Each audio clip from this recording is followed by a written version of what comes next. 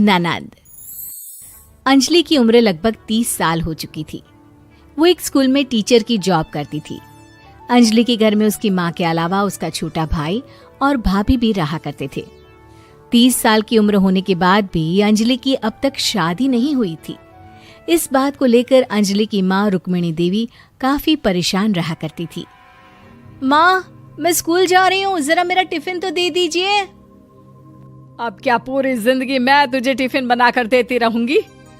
अरे कुछ सोचा भी अपने बारे में या बस ऐसे ही? क्या माँ, सुबह सुबह फिर वही बातें लेकर बैठ गई। माँ गलत क्या कह रही है अंजलि दीदी? इतनी उम्र हो चुकी है आपकी, माँ कब तक आपकी सेवा करती रहेंगी? भाभी, मैंने माँ को कब कहा कि मेरी सेवा करो? वैसे भी अपना टिफिन मैं खुद तैयार कर लेती हूँ, बस टेबल से उठाकर देने को ही तो कहा था। वैसे अंजलि दीदी, देखा जाए तो टिफिन उठाकर देने की उम्र तो आपकी है। आपका अपना घर परिवार बच्चे होते तो ये जिम्मेदारी आज आप पूरी कर रही होती। एक बात मेरी समझ में नहीं आती, अगर मेरी शादी नहीं हुई तो इसमें मेरी क्या गलती है? और तुम सब लोग मेरे पीछे क्यों पड़े रहते हो?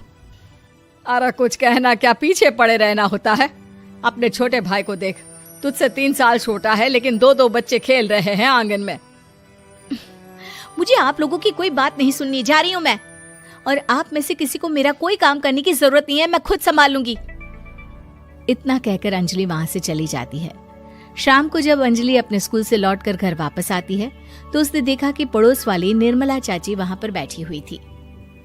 क्या बात है अंजलि बिटिया, नौकरी करके वापस आ गई? जी चाची जी, कैसी हैं आप? मैं तो ठीक हूँ बेटा, तुम बताओ शादी के बारे में कुछ सोचा या नहीं? अरे रहने दीजिए ना, इससे तो शादी की बात करना ही बेकार है। कुछ भी कहो तो गुस्सा करती है, बात बात पर आंखें दिखाती है। माँ, आप ऐसा क्यों कह रही है? मैंने कब आप पर गुस्सा किया? अरे अंजलि बेटा, तुम्हारी माँ ठीक ही तो कहती है। 30 की होने आई हो, अब तुम्हें भी शादी वादी कर लेनी चाहिए। चाची जी, आप तो ऐसे कह रही हैं जैसे शादी करने से मैंने मना किया हो। रहने दीजिए निर्मला चाची, हमारी अंजलि दीदी को अभी तक उनकी पसंद का दूल्हा नहीं मिला ना, इसीलिए वो शादी नहीं कर रही। भाभी, ऐसी कोई बात नहीं है। अरे तो फिर क्या बात है? तुम्हारी माँ ने तुम्हारे लिए इतने रिश्ते ढूंढे लेकिन तुम्हें कोई पसंद ही नहीं आता। क्या है ना चाची जी, हमारी ननद रानी नौकरी जो करती है ऐसे ही थोड़ी ना किसी को पसंद कर लेंगी। अरे भाई, नौकरी का घमंड है तो बात अलग है, कोई और बात हो तो बताओ, कोई रास्ता निकाला जाए। नहीं नहीं चाची जी, कोई बात नहीं है, बस मुझे अभी तक अपनी पसंद का कोई मिला नहीं है। सुन लिया आपने, इस लड़की के तो पर निकल आए हैं और इतनी उम्र में अपनी पसंद का कोई मिलेगा भी नहीं इसे। माँ, आप मेरी शादी को लेकर हमेशा मुझे ताने क्यों मारती रहती हैं? अपनी माँ की बातें तो ताने लगती है। ताने हैं? बताओ, मैंने कुछ गलत कहा क्या? देखो, ये सब छोड़ो, मेरी दूर की बुआ का बेटा है, उसकी अभी शादी नहीं हुई है, उम्र होगी कोई 34-35 साल। आप कहें तो बात आगे बढ़ाऊं? अरे हाँ हाँ, क्यों नहीं, ये भी कोई पूछने की बात है। अरे जल्दी से लड़के को यहाँ बुला लो। माँ, आप मुझसे पूछे बिना मेरी शादी की बात करने जा रही हैं और मेरी उम्र 30 भी पूरी नहीं हुई है। निर्मला चाची कह रही है कि वो लड़का 35 साल का है। अंजलि दीदी, आपको क्या लगता है इस उम्र में कोई फिल्म का हीरो आएगा आपके लिए? देखिए, अब पसंद और नापसंद की बात तो रहने दीजिए, पसंद करने की उम्र तो आपकी निकल चुकी। अब तो जो भी मिले उसी से शादी कर लीजिए, इसी में भलाई है। तेरी भाभी बिल्कुल ठीक कह रही है।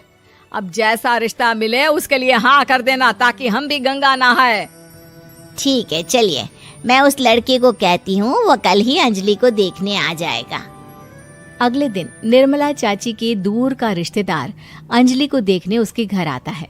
उसका नाम था अजय। अंजलि जी, तो आप नौकरी करती हैं, वो भी स्कूल में? जी हाँ, मैं स्कूल में टीचर हूँ। हमारी बेटी बहुत होशियार है। अरे पढ़ने लिखने में इतनी होशियार है, इसीलिए तो इसकी नौकरी लगी है स्कूल में। हाँ हाँ ठीक है आंटी जी, जरा मुझे भी तो बात करने दीजिए आपकी बेटी से। जी पूछिए ना, क्या पूछना चाहते हैं? अंजलि मैडम, ये तो बताइए कि आपने अभी तक शादी क्यों नहीं की? बस ऐसे ही, कहीं कोई रिश्ता पसंद नहीं आया इसलिए। लेकिन क्या मैं आपसे पूछ सकती हूँ कि आपने शादी क्यों नहीं की? अंजलि, क्या कर रही हो तुम? लड़कियों को इस तरह की बातें नहीं शोभा देती।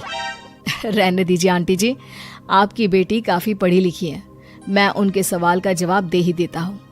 वो क्या है ना, मुझे भी अभी तक अपनी पसंद की कोई लड़की नहीं मिली। अच्छा, कोई बात नहीं। वैसे आपकी तनख्वाह कितनी है? कितना कमा लेती है महीने का? जी यही कोई 25,000 महीने। बस 25,000? इतने से क्या होता है? इतने से तो आजकल घर भी नहीं चलता। आपके कहने का क्या मतलब है? अरे मैं तो ये सोच कर आया था कि नौकरी वाली लड़की है, आराम से 40,000 कमाती होगी। माफ कीजिएगा, आपका और मेरा रिश्ता नहीं हो सकता। जी कोई बात नहीं, मुझे भी आपके साथ शादी करने में कोई इंटरेस्ट नहीं है। अंजलि, किस तरह की बात कर रही हो? घर आए रिश्ते को ठुकरा रही हो तुम। दीदी, अब इस उम्र में आपको इतनी अकड़ नहीं दिखानी चाहिए। अच्छा खासा रिश्ता हाथ से निकल गया, कहीं ऐसा ना हो कि जिंदगी भर कुंवारी ही रह जाओ आप। कुछ दिन और ऐसे ही निकल जाते हैं और अंजलि की शादी कभी नहीं होती। अंजलि के परिवार वाले बिंदास उसे ताने मारते रहते हैं, लेकिन अंजलि एक बड़ी नौकरी की तैयारी करती है और उसमें सिलेक्ट होने के बाद अंजलि को एक बहुत बड़ी नौकरी मिल जाती है। अब तो दीदी के नखरे और भी ज्यादा बढ़ जाएंगे भाई, अब तो इतनी बड़ी नौकरी जो लगी है, अब इनकी शादी होने से रही। माँ, मुझे नौकरी के लिए दूसरे शहर जाना पड़ेगा। आप जानती हैं ये बहुत बड़ी जॉब है और इसमें पैसे भी बहुत ज्यादा मिलेंगे। अच्छा, कितने पैसे मिलेंगे बेटा? माँ, मुझे हर महीने 90,000 सैलरी मिलेगी। क्या? अरे वाह वाह, ये तो बहुत अच्छी बात है। लेकिन फायदा क्या? कितने भी पैसे मिले, शादी तो हुई नहीं ना तुम्हारी। अंजलि नौकरी करने के लिए दूसरे शहर में चली जाती है और जब कुछ महीनों के बाद वो वापस घर आती है तो उसे अपने पति के साथ देखकर उसके घर वाले हैरान रह जाते हैं। अरे अंजलि, तूने शादी कर ली और हमें बताया तक नहीं। और दामाद जी करते क्या हैं? इतनी बड़ी कार है उनकी। माँ, मैं आपको सब कुछ बताना चाहती थी, लेकिन आप सबके ताने सुनकर बहुत दुखी हो गई थी और इसलिए मैंने अपनी पसंद से शादी कर ली। मेरे पति मेरे साथ ही ऑफिस में नौकरी करते हैं और बहुत बड़े अफसर हैं। और एक बात बताऊं माँ, आज मैं बहुत खुश हूँ। कामचोर देवरानी। एक बार की बात है, सुषमा अपने पूरे परिवार के साथ खुशी खुशी मोहन नगर में रहती थी। उसकी 2 बहुएं थी, पल्लवी और शिवानी। एक दिन दोनों बहुएं रसोई में काम कर रही होती है कि तभी उनकी सास सुषमा उन्हें बुलाती है। अरे बहू, जरा इधर तो आना। शिवानी, जरा जाकर देखना सासू माँ क्या कह रही हैं। दीदी, आप ही देख लो ना जाकर, आपको भी तो सुनाई दे रहा है। अरे मैं आटा गूंद रही हूँ ना, तुम चली जाओ। हाँ तो मैं भी तो सब्जी काट रही हूँ ना दीदी। अरे बहू, जल्दी आओ। ओह, ये तो जाएगी नहीं, मैं ही जाकर देखती हूँ कि क्या करना है। पल्लवी सुषमा के कमरे में जाती है। जी मम्मी जी, क्या हुआ? शाम को घर पर कुछ मेहमान आने वाले हैं, तो तुम अच्छा सा खाना बना लेना बहू। ठीक है मम्मी जी, आप बता दीजिए क्या क्या बनाना है और कितने लोग आ रहे हैं। सुनील की मौसी जी और उनका पूरा परिवार आ रहा है। कुल मिलाकर 3 लोग और हमें मिलाकर हुए 9 लोग। तो अभी से ही तैयारी करना शुरू कर दो। और हाँ, घर की सफाई भी कर देना, हाँ, अच्छे से। जी मम्मी जी, सब काम हो जाएगा, आप चिंता मत कीजिए। पल्लवी शिवानी को घर में मेहमान आने वाले हैं इसके बारे में बताती है। क्या? 9 लोगों का खाना बनाना होगा, घर की सफाई करनी है? बाप रे, सासू माँ ने तो हमें घर की नौकरानी ही समझ कर रखा है। ऐसा नहीं बोलते शिवानी, हम इस घर की बहू हैं और घर के काम करना हमारा फर्ज है। दीदी तो है ही सासू माँ की चमची, जब देखो सासू माँ सासू माँ। मैं तो इतना सारा काम नहीं करने वाली। शिवानी कपड़े लेकर गमला साफ कर रही होती है और चक्कर आने का नाटक करने लगती है। मेरा सर चकरा रहा है। तभी वहां पल्लवी और सासू माँ जाते हैं। अरे बहू, क्या हो गया तुम्हें? मम्मी जी, बहुत तेज सर में दर्द हो रहा है। तुम एक काम करो शिवानी, आराम कर लो। नहीं नहीं दीदी, घर में मेहमान आने वाले हैं, मुझे आपकी मदद करनी चाहिए। अरे कोई बात नहीं शिवानी, तुम आराम कर लो, मैं सब काम कर लूंगी। ठीक है दीदी, अगर आप इतना कह रही हैं तो आराम कर लेती हूँ। शिवानी आराम से अपने कमरे में मैगजीन पढ़ रही होती है। इसे कहते हैं आराम की जिंदगी। इतना सारा काम। चलो सारा काम खत्म हो गया, शिवानी को देख आती हूँ। शिवानी अपने कमरे में ईयरफोन में गाने सुनते सुनते सो जाती है और उसके साइड में मैगजीन भी रखी होती है। पल्लवी वहां आ जाती है और वो सब देखती है। ओहो, तो मतलब सब काम चोरी का बहाना था। अभी बताती हूँ इसको। घर का सारा काम मुझे करना पड़ा और ये महारानी यहाँ मैगजीन पढ़ रही है, गाने सुन रही है। पल्लवी रसोई से एक प्लेट और चम्मच लेकर आती है और शिवानी को थाली बजाकर उठाने लगती है। शिवानी अचानक से उठती है। उठ गई महारानी, गाने भी सुन लिए, मैगजीन भी पढ़ ली। तुम तो बहुत बड़ी झूठी निकली शिवानी। तुमने सर दर्द का बहाना बनाया ताकि काम करने से बच सको। हाँ, बनाया बहाना। तो क्या करती, इतने सारे काम करती। मुझे कोई शौक नहीं है चापलूसी का। क्या चापलूसी? तुम्हें लगता है कि मैं सारे काम चापलूसी के लिए कर रही हूँ? और नहीं तो क्या। तभी वहां सासू माँ आ जाती हैं। अरे बहू, वो लोग बस आने ही वाले हैं, तुम तैयारियां कर लो। जी सासू माँ, तुझे तो मैं बाद में देखती हूँ। सब खाना खाने बैठते हैं और खाना शुरू करते हैं। तभी सुनील की मौसी बोलती है। वाह भाई वाह, खाना तो बहुत ही अच्छा बना है सुषमा जी, एक एक चीज में क्या स्वाद है। ये सुनकर शिवानी मुंह बना लेती है। उसे अपनी जेठानी की इतनी तारीफ रास नहीं आती। आपकी बहुएं तो बहुत ही अच्छा खाना बनाती हैं। हाँ, बनाती तो दोनों ही अच्छा है, पर आज ना ये सारा खाना बड़ी बहू ने बनाया है। छोटी बहू की तबीयत ठीक नहीं थी, सो इसलिए। मानना पड़ेगा सुषमा जी, आपकी बड़ी बहू तो बहुत ही गुणवान है। पल्लवी की तारीफ सुनकर शिवानी को जलन होती है। पल्लवी ये सुनकर खुश हो जाती है और शिवानी की तरफ देखकर उसे चिढ़ाती है। कुछ देर बाद मेहमानों के जाने का वक्त हो जाता है। मौसी जी सबके लिए उपहार लाई होती है। वो सबको शगुन के पैसे देती हैं और अंत में पल्लवी के पास आती है। तुम्हारे लिए शगुन का लिफाफा तो है ही, पर बहू तुम्हें एक और उपहार भी मिलेगा, इतना अच्छा खाना बनाने के लिए। मौसी अपने सोने के कंगन निकालकर पल्लवी को पहना देती है। ये लो, ये मेरे मनपसंद कंगन है, अब से ये तुम्हारे हुए। धन्यवाद मौसी जी। ये देखकर शिवानी तो पूरी तरह से जल जाती है और गुस्से से रसोई में चली जाती है। तभी वहां पल्लवी आ जाती है और उसे अपने कंगन दिखाने लगती है। देवरानी जी, अब आपका सर दर्द ठीक तो है ना? मुझे लगता है कि अब सर दर्द शुरू हो गया होगा आपका। शिल्पा शहर की पढ़ी लिखी और होशियार लड़की है, जिसकी शादी उसके पापा के सालों पुराने वादे की वजह से गांव के विकास से हो जाती है। शिल्पा की सास पुराने ख्यालों की होती है। अरे शहर की हो, इसका मतलब ये नहीं कि जो मन आए करोगी। घर के कुछ नियम है जो तुम्हें भी मानने पड़ेंगे। हाँ मम्मी, मुझे रीति रिवाज से कोई दिक्कत नहीं है, पर ऐसे नियम जिनका कोई मतलब ना बने, वो तो गलत है। हाय, देखो तो, अरे घर आए एक दिन पूरा नहीं हुआ और सास से जुबान लड़ाना भी शुरू। नहीं हो, बहू हो, अपनी हद में रहना सीख लो। हाँ। इतने में विकास भी वहां आ जाता है। माँ, मुझे लगता है शिल्पा को घर रहने की जगह दुकान चलना चाहिए। इसकी नई चीजों की समझ और सोच हमारे बिजनेस के लिए बहुत अच्छी रहेगी। बेटे की बात सुनकर माँ को बहुत गुस्सा आ जाता है। अच्छा, अरे बीवी के आते ही तेरे तो सुर बदल गए।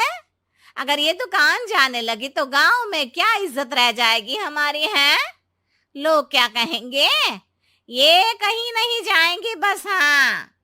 माँ के आगे और कुछ बोले बिना विकास वहां से चला जाता है और सास शिल्पा को घर के कामों में लगा देती है। उसी रात विकास और शिल्पा साथ बैठकर बातें कर रहे होते हैं। मम्मी ऐसा क्यों सोचती हैं कि औरतें कुछ नहीं कर सकती और उन्हें लोगों की इतनी चिंता क्यों है? पापा की डेथ के बाद माँ ने दुकान संभालने की कोशिश की थी, पर लोगों ने उल्टी सीधी बातें सुनाकर उनका आत्मविश्वास इतना गिरा दिया कि वो कुछ कर ही नहीं पाई और सोचने लगी कि शायद औरतें ये सब कर ही नहीं सकती, इसलिए उनसे भी नहीं हुआ।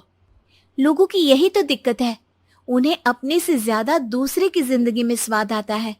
वैसे लोग जिनसे डरते हैं ना, उन्हें ही तोड़ने की कोशिश करते हैं। आप फिक्र मत करो, मम्मी की सोच बदलने का तरीका है मेरे पास। और अगले ही दिन से शिल्पा अपनी सास की सोच बदलने और लोग क्या कहेंगे के डर को खत्म करने की जद्दोजहद में जुट जाती है। मम्मी आपको पता है, गीता बबीता, अरे जिनके ऊपर दंगल फिल्म भी बनी है। मैं फिल्म बिल में नहीं देखती। हाँ। वो हरियाणा की लड़कियां हैं, दोनों रेसलर हैं। उन्होंने जब ये शुरू किया था ना, तो लोगों ने बहुत बातें बनाई, बुरा भला बोला, मजाक भी बनाया, लेकिन उन्होंने ना किसी की सुनी, ना अपने ऊपर से विश्वास खोया और ना ही हार मानी। और देखो आज किस मुकाम पर है। अरे तो ये सब मुझे क्यों सुना रही है? हाँ। नहीं नहीं, बस ऐसे ही, हमें अपने आसपास की खबरें तो रखनी चाहिए ना।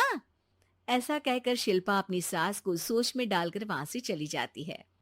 अब शिल्पा हर दिन दुनिया के अगेंस्ट अपनी हिम्मत से सक्सेसफुल बनने वाली लड़कियों की कहानी अपनी सास को सुनाने लगती है। इसी तरह कुछ समय बीत जाता है। और माँ, आजकल बहुत चुप चुप रहती हो, सब ठीक तो है ना?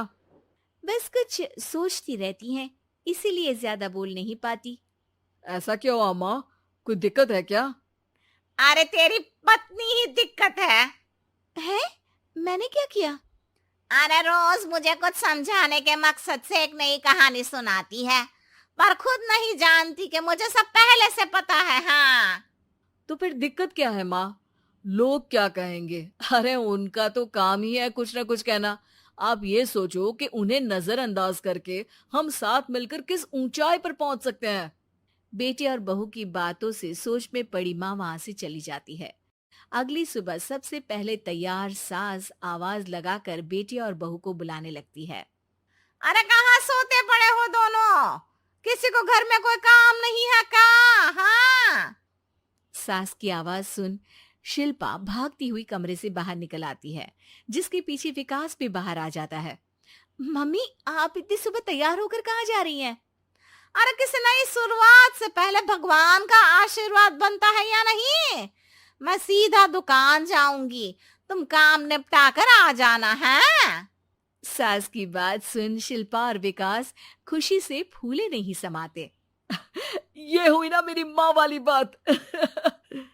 पूरा परिवार मिलकर दुकान पर काम करने लगता है, जिसमें विकास और उसकी माँ दुकान संभालते हैं, तो शिल्पा काम को ऑनलाइन डाल शहर और इंटरनेट का काम संभालने लगती है, जिसे देख गांव में लोगों के बीच गॉसिप शुरू होते देर नहीं लगती। और क्या विकास भाई, अकेले काम संभल नहीं रहा था तो नौकर रख लेते, और तो को यहाँ लाने की क्या जरूरत थी? इन्हें घर में जो काम बोलो वो तो सही से करती नहीं, यहाँ आकर तो तुम्हें डुबा ही देंगी। अरे भाई साहब, अगर आपके घर की औरतें सही से काम नहीं करती ना, तो हमें उससे कोई लेना देना नहीं। यहाँ आपकी पंचायत के लिए किसी के पास समय नहीं है। हाँ। करारा जवाब सुन बातें सुनाने आए लोग मुंह लटकाए उल्टे पैर वापस चले जाते हैं। वाह मम्मी, ये तो अब दोबारा कभी भूल कर भी यहाँ नहीं आएंगे। I am so proud of you. अरे बहुत हुआ, हाँ काम पर लगो चलो। तीनों आपस में काम बांटकर अपने अपने काम पर लग जाते हैं। इसी तरह दिन दिनों के साथ महीने बीतते हैं। जिसमें शिल्पा की पढ़ाई, विकास की मार्केट स्किल और सास की फाइनेंशियल मैनेजमेंट से उनकी दुकान बहुत अच्छा बड़ा बिजनेस बन जाता है, जो गांव के साथ साथ शहर में भी अच्छा खासा मशहूर हो जाता है। अरे सच ही कहते थे तुम दोनों। लोगों का तो काम ही होता है कहना। अब हमें सुनना है या नजरअंदाज करना है वो तो हमारे ऊपर है। हाँ, आपकी शुरुआत में गालियां और आसमान छूने पर तालियां, ऐसे लोगों का तो काम ही है पलटना। इनकी बातों से हमें कभी अपनी राह बदलनी नहीं चाहिए, बल्कि अगर बातें बन रही है तो समझ जाओ कि रास्ता सही है।